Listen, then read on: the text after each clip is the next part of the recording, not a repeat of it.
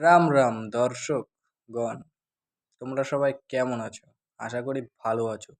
নতুন একটা ভিডিও নিয়ে আবার শুরু করলাম আজকের সকাল। তাহলে সর্বপ্রথম সকলকে বলে নি সুপ্রভাত। তাহলে কজন সকাল সকাল উঠছো ঘুম থেকে?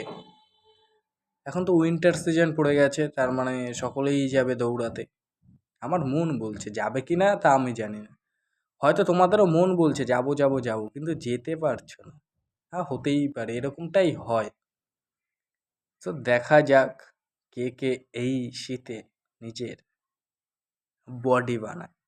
সবারই একটা স্বপ্ন থাকে, ঠান্ডা পড়লেই মানে কি তাদের আপনা আপনি একটা কথা তাদের মাথায় চলে আসে, সেটা হচ্ছে কি বডি বানাবো।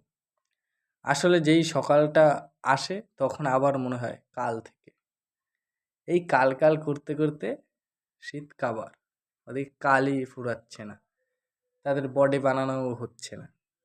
আর ডেলি বলছে হ্যাঁ বডি বানাবো বডি বানাবো বডি বানাবো সবাইকে, কিন্তু আসলে কিছুই হচ্ছে না। না এক্সারসাইজ হচ্ছে, না ডায়েট মেনটেন হচ্ছে, না কিছু হচ্ছে, কিছুই হচ্ছে না।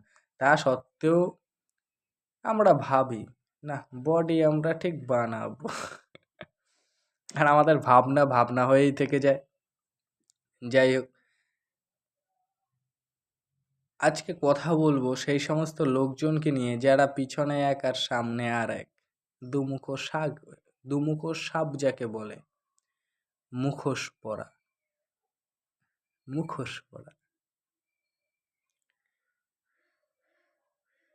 আর সেই সমস্ত লোকেদের সঙ্গে কথা বলতে ভারী মজা লাগে। কারণটা হচ্ছে কি, আমি তো জানি সে কেমন, আমি জানি কিন্তু সামনের জন কেমন আর কেন এই কথাগুলো বলছে। তা সত্ত্বেও আমার ভালো লাগে তাদের এই নাটকীয় ভাবটা দেখতে। আমরা বুঝতে পারি যে যেটা বলছে তার মধ্যে সত্যের পরিমাণ 0%ও নেই, আছে শুধু মিথ্যের পরিমাণ 100%। সো তা সত্ত্বেও আমরা তাদের কথাগুলো মন দিয়ে শুনি, কারণ আমরা বিচার করি এ কি করে পারছে, কি করে এতটা অভিনয় করতে পারে, কি করে একটা মানুষ এতটা মিথ্যে কথা বলতে পারে, কি করে মানুষ এরকম হতে পারে। আজকালকার রিলসের সময় সবাই জ্ঞানী, সবার মধ্যে নিজের জ্ঞান পরিপূর্ণ, সেটা নিজে নিজেকে মনে করে। আসলে জ্ঞানী কি জ্ঞানী না,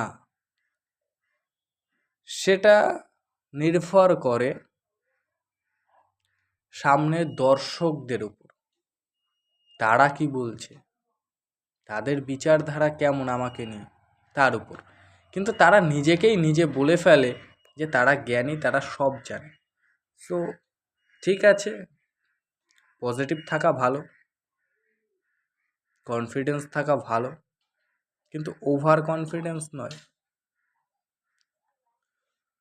যাই হোক, এই সমস্ত লোকজনের থেকে একটা জিনিস মাথায় রাখা উচিত, যে তুমি সামনের জনার কাছ থেকে যা পারো শুনছো শোনো, হ্যাঁতে হ্যাঁ নাড়াও, নাতে না নাড়াও, সেটা বড় কথা না। বড় কথা হচ্ছে কি, তোমার পার্সোনাল কথা বা তোমার মধ্যে থাকা ইম্পর্টেন্ট কিছু কথা বা কিছু সূত্র, সেগুলো যদি সামনের জনের কাছে বলো, সে সেটা নিয়ে মজা উড়াবে বা মজা করবে, বা সে আবার সার্কেলের মাধ্যমে, মানে কি সে তো চেন টাইপের, তাই না? তাকে তুমি একটা কথা বললে, সে সামনের জনের কাছে আবার কথাটা সেটা বলবে। সো সেরকম মানুষের কাছ থেকে নিজের পার্সোনালিটি লুকিয়ে রাখাটাই বেটার আমি মনে করি। তাদের কাছে নিজের সম্পর্কে বলো যারা বিশ্বস্ত, যেমন তোমাকে সে সম্মান করে, তোমার উপর সে ভরসা করতে পারে, সেই সমস্ত মানুষের কাছে তোমার পার্সোনালিটি শেয়ার করবে। সেরকম মানুষের কাছে না যারা মানে এর কথা তার কাছে, তার কথা তার কাছে, এরকমভাবে পাঁচকান করে, সে সমস্ত লোকজনের কাছে নয়। আর যারা এমনও লোকজন আছে কিছু যারা স্মার্টফোন ঘাঁটতে জানে না। হ্যাঁ, কোনো কারণবশত স্মার্টফোনটা নিয়েছে এবং আস্তে আস্তে ঘাঁটা শুরু করেছে এবং সেখানে নিউ ধরো নতুন ইউটিউব চ্যানেল ওপেন করলো বা ব্রাউজার ওপেন করলো, সেখানে নতুন নতুন ভিডিও সাজেস্ট করে, সেই সমস্ত ভিডিও দেখতে লাগলো এবং সেইগুলোকে বিশ্বাস করতে লাগলো। তার মধ্যে কতটা সত্যতা কতটা মিথ্যে এগুলো তারা বিচার করতে পারে না এবং যাচাই করতেও পারে না, এবং তারা সেগুলোকে সত্য মনে করে এবং তারা সেই কথা মতোই সমাজে যেটা বাস্তবেও সেই সব কথাগুলোকে সে রূপান্তরিত দেয় যে না এগুলো ঠিক, এগুলো সত্য। কিন্তু তারা জানে না যে সোশ্যাল মিডিয়ার মায়াজালটা কি। তারা এটা কখনো বুঝতে পারে না এবং তারা এই সোশ্যাল মিডিয়ার জিনিসটা দেখে নিজেদের যে বুদ্ধিমত্তা সেইটাকে হ্রাস করাচ্ছে। তারা সেটা বুঝতে পারছে না, কেননা তারা তাদের কথা শুনে নাচে। নতুন নতুন নিউ ভিডিও, তার মধ্যে কতজন যে সত্যিকারের বিজ্ঞবান, কতজন যে সত্যিকারের জ্ঞানী, কতজন যে সত্যিকারের রিসার্চ করে তারপরে একটা ভিডিও বানায়, সেটার জ্ঞান তো কারোর কাছে নেই এবং এই ভুলটা তারা বুঝতে পারে না, কারণ তারা নতুন নতুন সদ্য ফোন ঘাঁটা শুরু করেছে এবং এইসব দেখা শুরু করেছে। সো তারাই সমাজের চোখে সেই সমস্ত ভিডিওর মানে কি সূত্রগুলো বুঝে বা সূত্রগুলো জেনে, সূত্রগুলো মনে রেখে সমাজের একে ওকে তাকে তাচ্ছিল্য করছে, ছোট করছে, বলে তুই এটা জানিস না, তুই সেটা জানিস না, এটা ঠিক ওটা ঠিক না, এই সমস্ত নিয়ে আলোচনা করে, বিবাদ করে। তো তাদেরকে কিছু বলার নেই, তারা তো নিজেরা তো মানে কি অন্ধকারে ডুবে আছেই, তারা নিজেরা অলরেডি অন্ধকারে ডুবে রয়েছে। তা সত্ত্বেও তার আশেপাশে যে কয়জন আছে যারা এসব থেকে দূরে থাকতো, তাদেরকেও সেই অন্ধকার জালের মধ্যে ডোবাচ্ছে।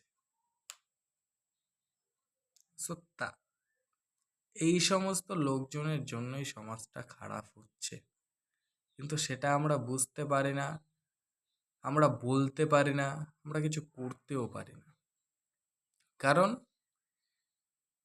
এইসব মানুষের ভিড় আমাদের থেকে অনেক বেশি সংখ্যক। সো কিছু করার নেই, শুধু দেখতে হবে, সহ্য করতে হবে। তাই এসব দেখা সহ্য করার উপরে যদি একটা কিছু থাকে, সেটা হচ্ছে গিয়ে নিজের কেয়ার করো, নিজের দিকে খেয়াল রাখো, কে কি বলছে তাতে যায় আসে না কিচ্ছু। তুমি তোমার কথা ভাবো, তুমি তোমাকে নিয়ে চলো, ব্যাস। আর কিছু করতে হবে না, তুমি নিজের উপর খেয়াল রাখো আর ভগবানের নাম নাও।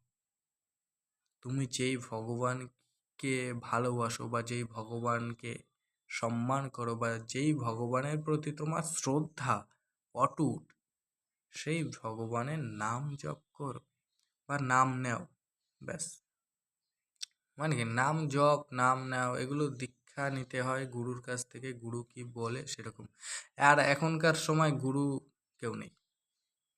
সো তাই তোমার যেই ভগবানকে তুমি শ্রদ্ধা করো সেই ভগবানের নাম নাও।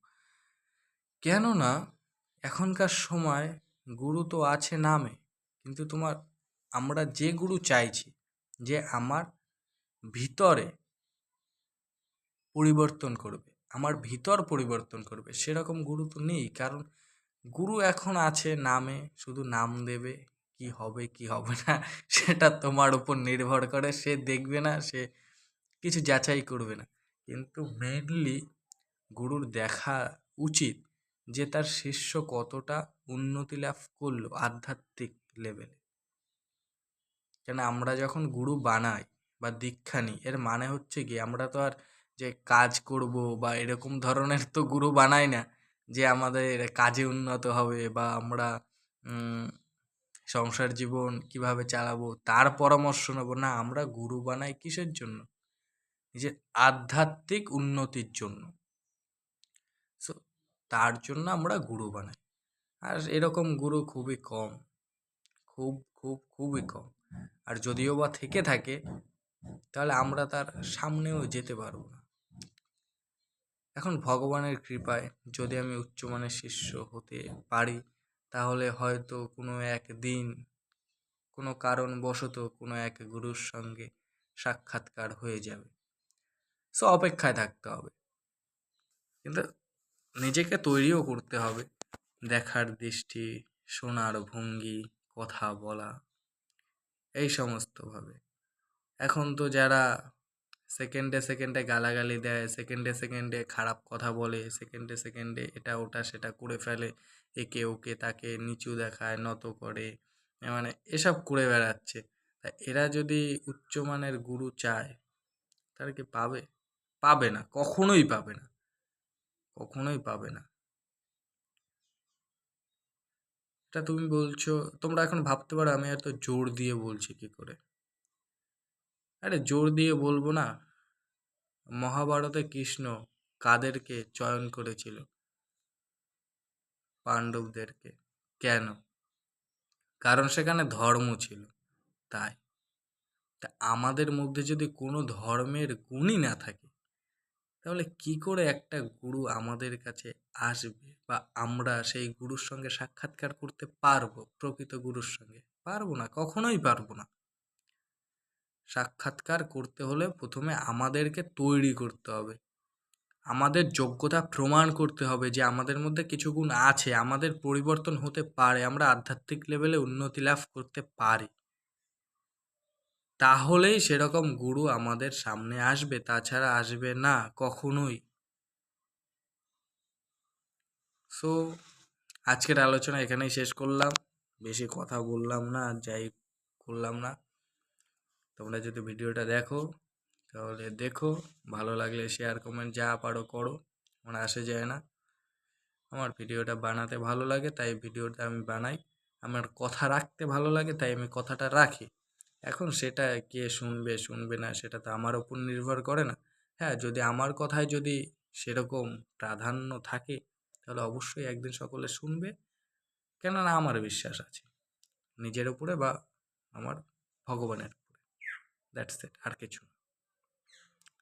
So bye bye, take care, ভালো থাকো, খুশি থাকো, যেখানে আছো সুস্থ থাকো। Bye bye, take care.